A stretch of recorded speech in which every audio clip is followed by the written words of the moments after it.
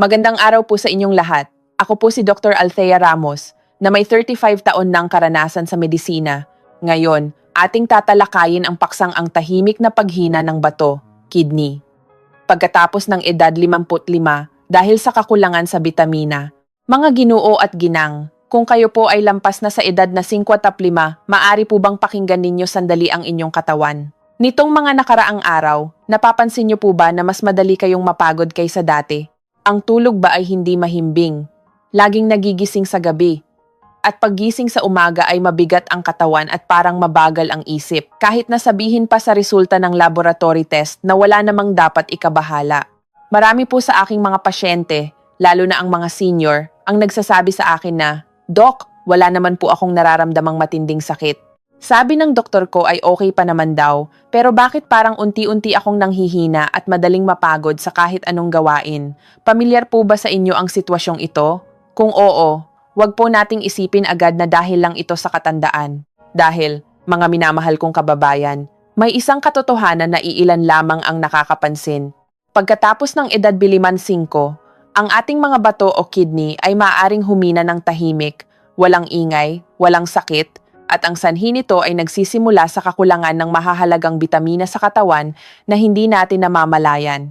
Ang nakakabahala ay hindi tayo agad-agad nagkakasakit dahil sa kakulangang ito.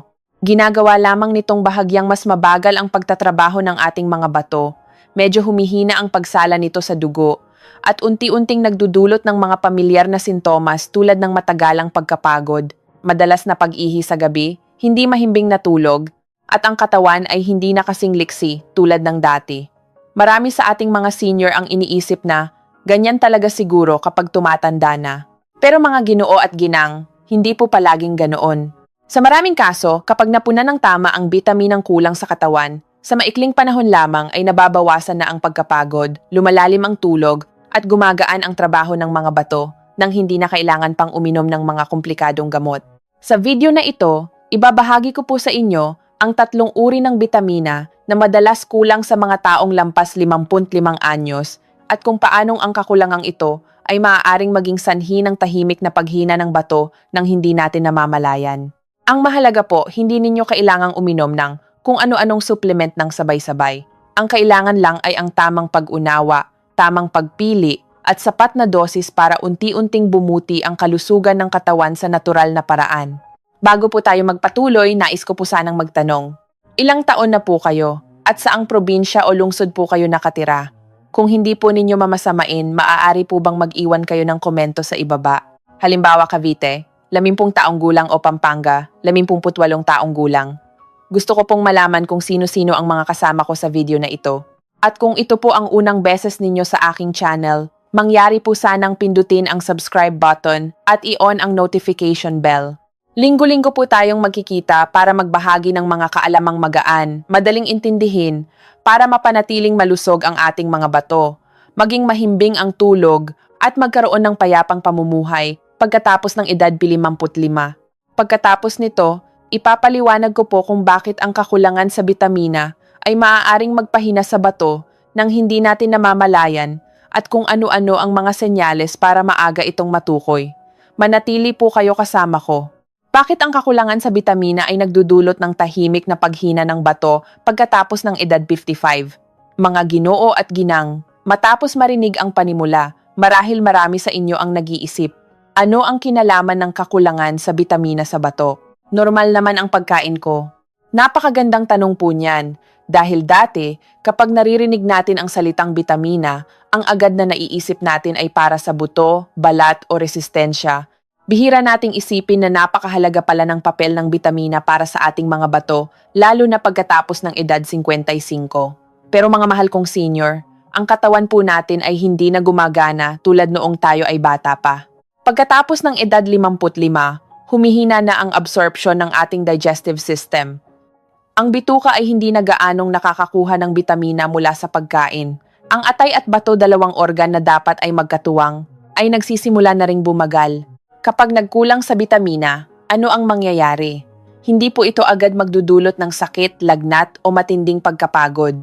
Sa halip, magkakaroon ng maliliit ngunit tuloy-tuloy na pagbabago. Isipin po ninyo, Kung ang bato ay kailangang magsala ng dugo araw-araw, ngunit kulang sa mga sustansyang kailangan para protektahan at alagaan ang mga selula cells nito, makakapagtrabaho pa ba ito ng maayos tulad ng dati? Sa simula, babagal lang ng kaunti ang bato, pagkatapos ay hihina ng kaunti ang pagsala at unti-unti magbibigay ng reaksyon ang katawan sa pamamagitan ng mga pamilyar na senyales. Matagal ang pagkapagod, hindi mahimbing na tulog, madalas na pag-ihi sa gabi, at panghihina ng katawan kahit sapat naman ang kinakain. Ang nakakalungkot po, ang mga senyales na ito ay madaling mapagkamalang dahil lang sa pagtanda.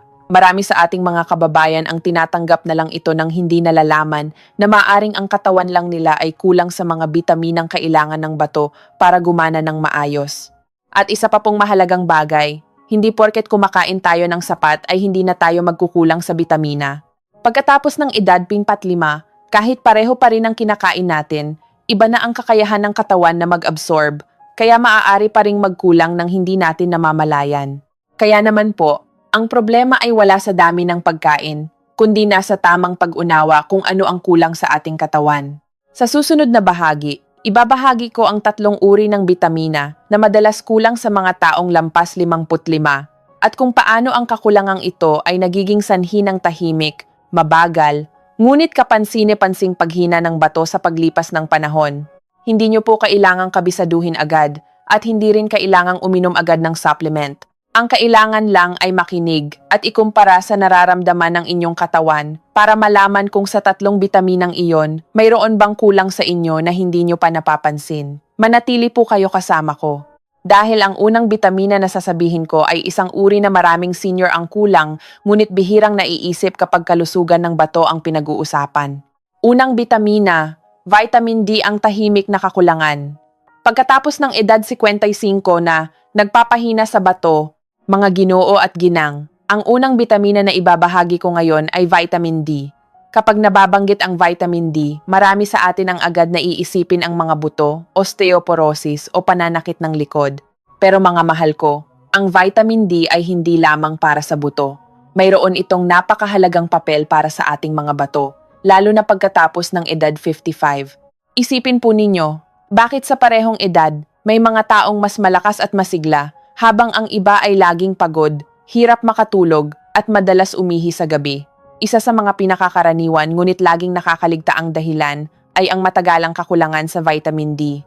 Pagkatapos ng edad 55, may malinaw na pagbabago sa ating katawan. Ang ating balat ay hindi na gaanong nakakagawa ng vitamin D mula sa araw. Mas kaunti na rin ang pagpapaaraw natin dahil sa init o pagod. Ang pagkain ay ganoon pa rin, ngunit ang kakayahang mag-absorb ng katawan ay hindi na tulad noong kabataan. Kaya naman, unti-unting nauubos ang vitamin D sa katawan sa isang napakatahimik na paraan. Paano naaapektuhan ang bato kapag kulang sa vitamin D? Tinutulungan po ng vitamin D ang bato na i-regulate ang mga mineral na nagpapadali sa proseso ng pagsala at reabsorption. Kapag kulang sa vitamin D, mas nahihirapan ang bato sa pagtatrabaho. Ang mga selula ng bato ay mas madaling masira sa paglipas ng panahon. Ang nakakalungkot, hindi ito agad nagdudulot ng sakit. Nagiging sanhi lamang ito ng mga pamilyar na sintomas na inaakala ng marami na dahil lang sa pagtanda. Halimbawa, laging pagod, madaling manghina, hindi maganda ang pakiramdam pagkagising sa umaga, hindi mahimbing ang tulog sa gabi, at pakiramdam na mahina ang katawan kahit sapat naman ang kinakain. Ganyan po ba ang nararamdaman ninyo? Kung oo, malaki ang posibilidad na ang inyong katawan ay kulang sa vitamin D, ngunit hindi pa nabibigyan ng sapat na pansin. Marami ang nagsasabi sa akin, "Dok, normal naman ang pagkain ko. Bakit ako magkukulang sa vitamin D?" Mga minamahal kong senior, pagkatapos ng edad 55, ang normal na pagkain ay hindi na nangangahulugang sapat na bitamina. Dahil humina na ang absorption at ang vitamin D ay isang bitaminang madaling magkulang kung bihira tayong magpaaraw. Kapag napunan ng sapat na vitamin D ang katawan, marami ang nagbahagi na mas lumakas sila, mas alerto sa umaga, mas naging mahimbing ang tulog, at unti-unting nawala ang matagalang pagkapagod. Ang mga pagbabagong ito, bagamat hindi biglaan, ay malinaw na mararamdaman kung papansinin natin. Paano po ba ang tamang pagkuha ng vitamin D para sa mga senior? Una, unahin ang mga natural na pinagkukunan na madaling maabsorb.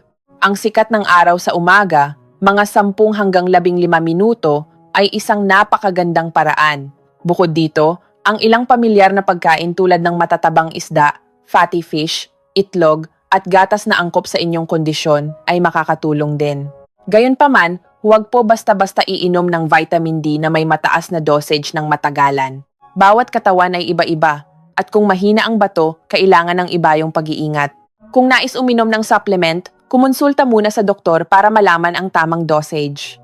Ang pinakamahalagang nais kong tandaan ninyo sa bahaging ito ay, ang kakulangan sa vitamin D ay maaaring magpahina sa bato ng tahimik. Ngunit kung ito ay matutukoy at mapupunan ng tama, may pagkakataon ang bato na gumana ng mas magaan at mas maayos. Mga kaibigan, sa mga nakikinig sa akin ngayon, kayo po ba ay madalas magpaaraw sa umaga? Kung oo, paki-comment po ng numero 1 sa ibaba para malaman kung nakasubaybay pa kayo. Kung hindi, maaari ninyong ilagay ang salitang kulang sa araw para maintindihan ko na maaaring kulang sa vitamin D ang inyong katawan. Sunod, tatalakayin natin ang ikalawang bitamina.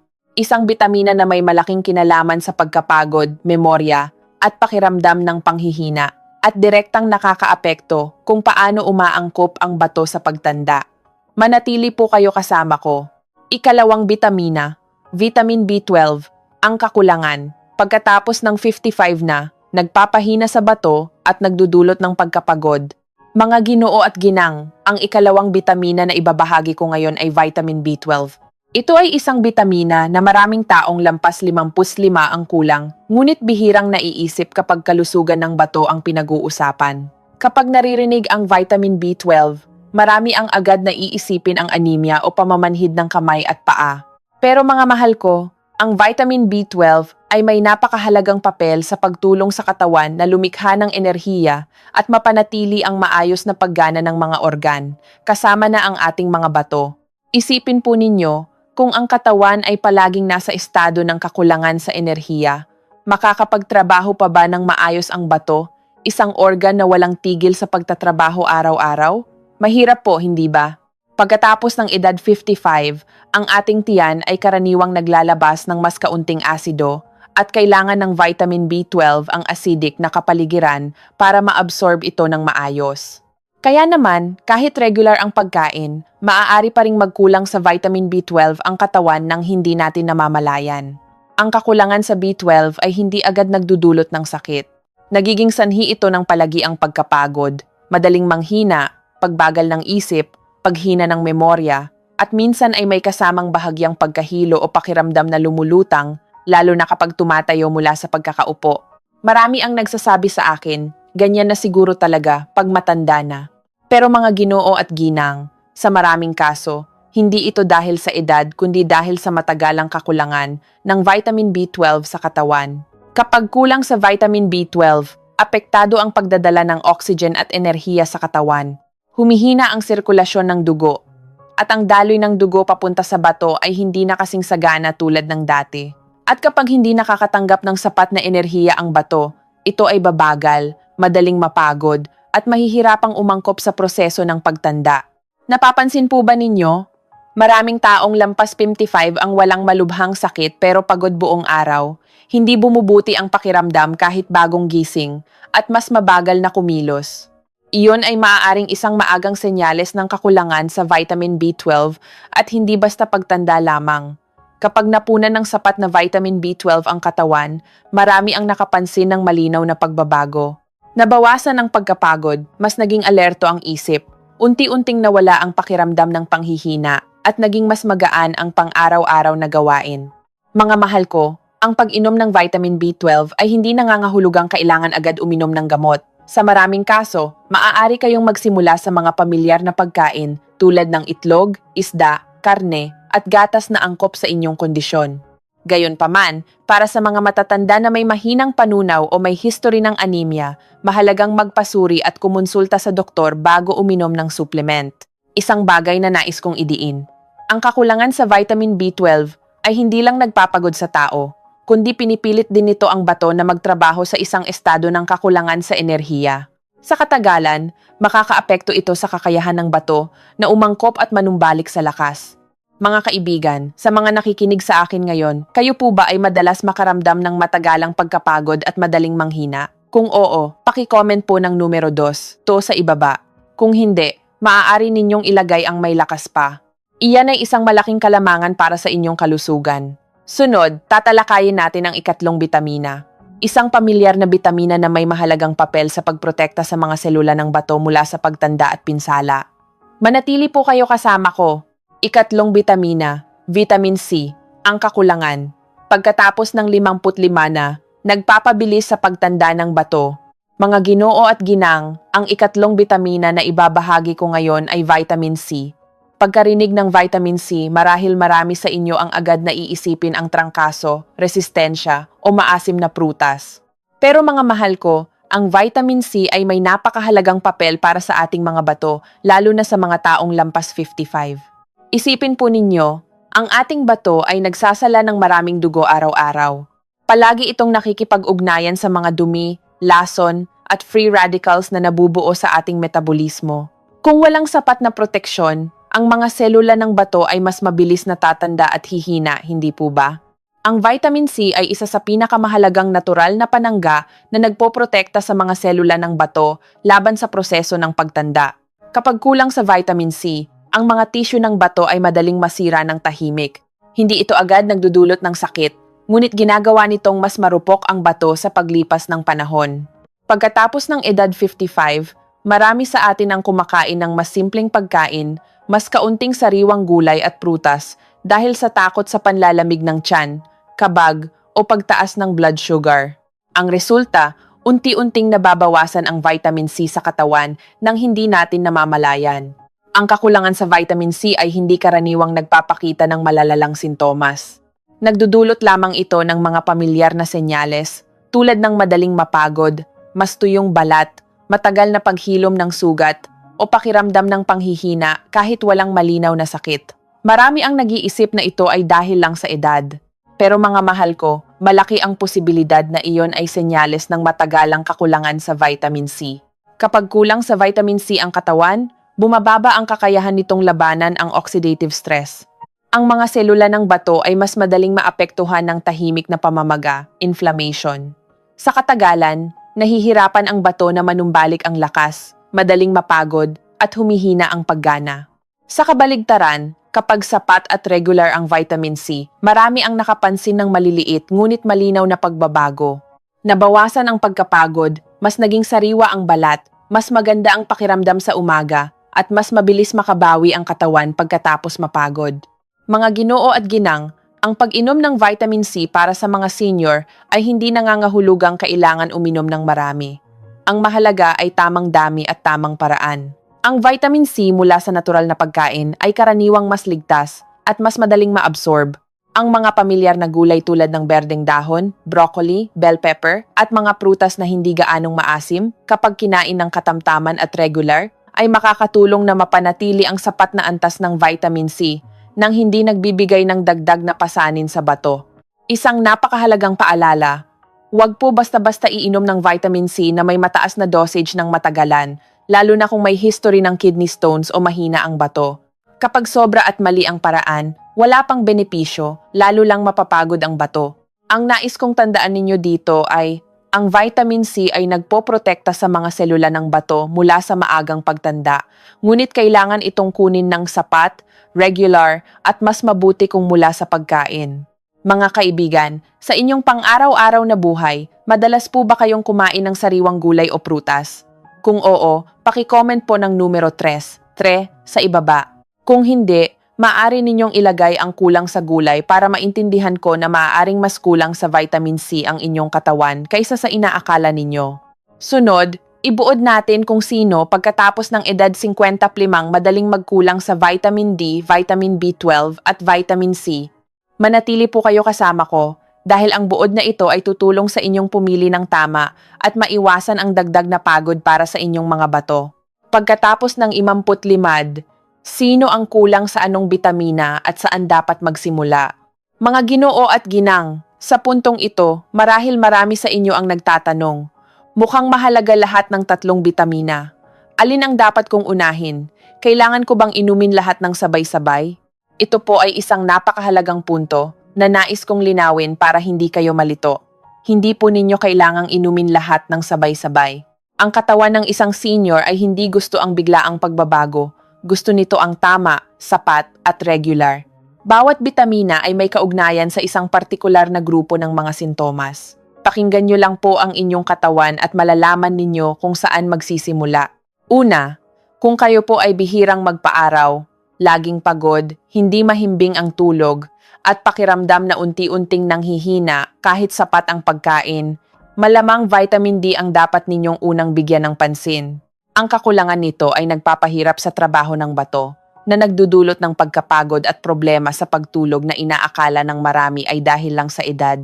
Pangalawa, kung kayo naman po ay kabilang sa grupo na madaling manghina, mas mabagal ng kumilos, hindi alerto ang isip, at laging pagod kahit walang malinaw na sakit, malamang ang katawan ninyo ay kulang sa vitamin B12. Ang kakulangan nito ay nagdudulot ng kakulangan sa enerhiya mula sa loob. At kapag kulang sa enerhiya ang katawan, pati ang bato ay napipilitang magtrabaho ng pagod. At ang huling grupo po, ito ay para sa mga bihirang kumain ng sariwang gulay at prutas, tuyo ang balat, mahina ang katawan, mabagal makabawi sa pagod. Para sa grupong ito, vitamin C ang karaniwang kulang. Ang kakulangan nito ay nagpapabilis sa pagtanda ng mga selula ng bato, na nagpapahina dito sa paglipas ng panahon ng hindi natin namamalayan. Mga mahal ko, pagkarinig nito, marahil ay nakita nyo na ang inyong sarili sa isa sa mga grupo. Kung ganoon, magsimula lang po kayo sa bitaminang iyon. Uminom ng dahan-dahan, regular, at obserbahan ang katawan sa loob ng 1 hanggang 2 linggo. Tanungin ang sarili, mas mahimbing na ba ang tulog ko? Mas magaan ba ang katawan ko pagkagising? Nabawasan ba kahit kaunti ang pagod ko? Kung may pagbuti, kahit katiting lang, iyon ay senyales na maganda ang epekto sa katawan. Mga Ginoo at ginang, ang pag-aalaga sa bato pagkatapos ng 55 ay hindi kailangang madaliin. Ang kailangan lang ay tamang pag-unawa, dahan-dahan, at regular na pag-aalaga. At ang katawan mismo ang aayos sa sarili nito, sa natural na paraan. Mga kaibigan sa 3 bitamina, alin po ang pinakakatugma sa inyong kalagayan ngayon? Kung vitamin D, paki-comment po ng letrang D. Kung vitamin B12, paki-comment po ng letrang B. Kung vitamin C, paki-comment po ng letrang C. Gusto ko pong malaman para sa mga susunod na video, mas matatalakay ko ng malalim ang mga paksang kailangan ninyo. Sunod, ibabahagi ko ang mga mahahalagang tuntunin sa pag-inom ng bitamina pagkatapos ng 55 para maiwasan ang mga pagkakamali na lalong makapagpapapagod sa bato. Manatili po kayo kasama ko. Mga Ginoo at ginang, marahil iniisip ninyo ngayon. Alam ko na kung anong bitamina ang kulang sa akin. Paano ko ito iinumin ng tama? Kailangan ba marami para mabilis gumaling? Napakahalaga po ng tanong na iyan. Dahil sa mga taong lampas 55, ang maling paraan ng pag-inom ay mas makakapagpahirap pa sa bato. Ang unang tuntunin na nais kong tandaan ninyo ay huwag biglain ang pag-inom. Marami ang kapag nalamang maganda ang isang bitamina, ay iinumin agad ang iba't ibang uri, isa sa umaga, isa sa tanghali, isa pa sa gabi. Pero mga mahal ko, hindi gusto ng ating bato ang ganyang klase ng trabaho. Kapag masyadong mabilis at marami, hindi pa nagagamit ng katawan, ang sobra ay kailangan pang salain at itapon ng bato. Kaya tandaan, mas mabuti ang kaunti pero regular kaysa marami pero biglaan. Ang ikalawang tuntunin ay, unahin ang bitamina mula sa pagkain. Ang bitamina mula sa natural na pagkain ay may kasamang ibang sustansya na tumutulong sa katawan na i-absorb ito ng dahan-dahan. Kung mahina ang bato, mas ligtas ang paraang ito. Ang ikatlong tuntunin ay, huwag uminom ng bitamina nang walang laman ang tiyan, lalo na ang mga fat-soluble vitamins. Kapag walang laman ang tiyan, mahina ang absorption at maaari pang makasama sa sikmura. Kumain muna ng kaunti bago uminom. Ang susunod na tuntunin ay madalas makaligtaan. Obserbahan ang katawan pagkatapos ng 1 o 2 linggo. Tanungin ang sarili, mas mahimbing ba ang tulog ko? Mas magaan ba ang pakiramdam ko? Kung may pagbuti, kahit kaunti, magandang senyales iyon. At ang huling tuntunin, na siyang pinakamahalaga, huwag magmadali. Ang mahinang bato ay hindi naging ganyan sa isang araw lang, kaya hindi rin ito lalakas sa iilang tableta lang. Ang katawan ng senior ay kailangan ng panahon para umangkop at manumbalik ang lakas. Isipin po ninyo, parang nagtatanim tayo ng halaman. Kailangan itong diligan araw-araw, hindi natin ito bubuhusan ng isang baldeng tubig at aasa na lalago agad. Ganoon din sa pag-aalaga ng bato. Dahan-dahan, regular, at tama. Iyan ang pinakamatibay na paraan pagkatapos ng edad 55. Mga kaibigan, sa mga nabanggit ko, alin po ang madalas ninyong nagagawang mali dati? Pakishare po sa ibaba para mas maintindihan ko ang inyong mga alalahanin. Mga minamahal kong kababayan, ngayong natapos na natin ang ating talakayan, sana ay nabawasan na kahit kaunti ang inyong pag-aalala. Hindi dahil nawala na agad ang lahat ng problema, kundi dahil naunawaan ninyo ang isang mahalagang bagay. Ang paghina ng bato pagkatapos ng 55 ay hindi laging nangangahulugan ng malubhang sakit. Madalas, ito ay senyales lang na ang katawan ay kulang sa mga bitaminang kailangan para mapanatili ang balanse. Nakita po ninyo, ang vitamin D, B12, at C ay mga pamilyar na bagay, ngunit kapag nagkulang, pinipilit nito ang bato na magtrabaho ng pagod. Ang pinakamahalagang nais kong tandaan ninyo ngayon ay hindi ang pangalan ng bitamina, kundi ang paraan ng pakikinig sa sarili ninyong katawan. Hindi kailangang magmadali, hindi kailangang uminom ng marami. Ang kailangan lang ay magdahan-dahan, piliin ang tamang bitamina na kulang sa inyo, inumin ito ng regular, at obserbahan ang maliliit na pagbabago araw-araw. Mas mahimbing ba ang tulog? Mas magaan ba ang katawan? Kung may pagbuti kahit kaunti, iyon ay patunay na may kakayahan pa ring manumbalik ang lakas ng inyong bato. Mga Ginoo at ginang, ang pagtanda ay hindi katapusan ng kalusugan. Ito ay isang yugto kung saan kailangan ng katawan natin ng masusing pag-aalaga at pag-unawa. At hindi po kayo nag-iisa sa paglalakbay na ito. Dito sa channel na ito, marami tayong kasama na katulad ninyo na natututo at nagtitiyaga araw-araw. Kung sa tingin ninyo ay nakatulong ang video na ito, mangyari po sanang mag-subscribe at i-on ang notification bell. Linggo-linggo po tayong magkikita para magbahagi ng mga kaalamang makakatulong para sa mas malusog na bato, mas mahimbing na tulog, at mas payapang buhay pagkatapos ng 55.